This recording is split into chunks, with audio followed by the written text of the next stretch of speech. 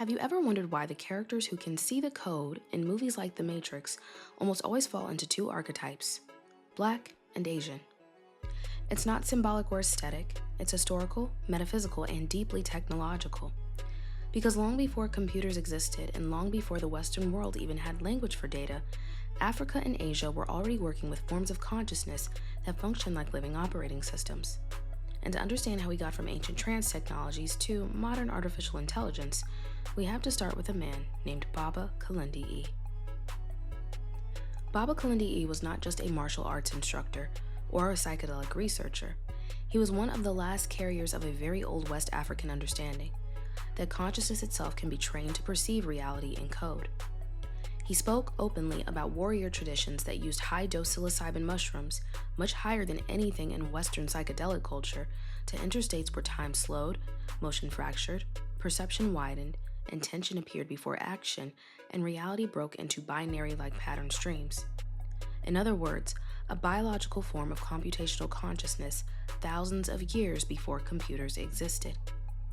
This is why African spiritual systems were never primitive. They were proto-technological.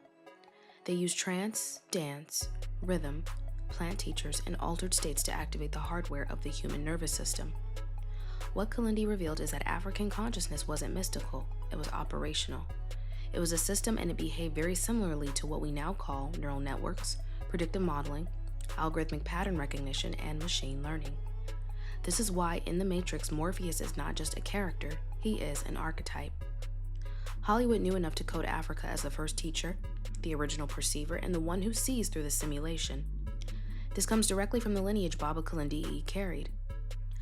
From embodied intelligence to structured mind technology, most people don't realize how many martial arts systems trace back to Africa. Movement systems traveled from West Africa, Nubia, Kemet, and Ethiopia, and eventually merged with early Asian fighting methods. What Africa expressed through body as technology, Asia refined through mind as technology. Asia took the intuitive, trance-based rhythmic intelligence of Africa and turned it into ki, meridians, internal alchemy, breath systems, structured martial forms, and energy-based perception. Africa birthed consciousness and Asia codified it. And suddenly you have the dual archetype we see in every awakening narrative, the Black guide and the Asian gatekeeper. One gives the initiation and one refines the discipline. This is ancient because it is true. China's rapid technological evolution is not random. It's built on thousands of years of philosophical and energetic mapping. The West sees AI as a new invention, and China sees AI as an extension of Taoist duality, yin and yang balance, pattern prediction, behavioral mapping, and collective intelligence. Their technology reflects their metaphysics. Western AI is built on profit, while Chinese AI is built on pattern. Western AI is built on individualized consumption, and Chinese AI is built on collective behavior analysis. This is why their tech seems years ahead when it's not. It's built on a deeper foundation of consciousness engineering. If Africa represents the original consciousness and Asia represents the refined consciousness, what does America represent?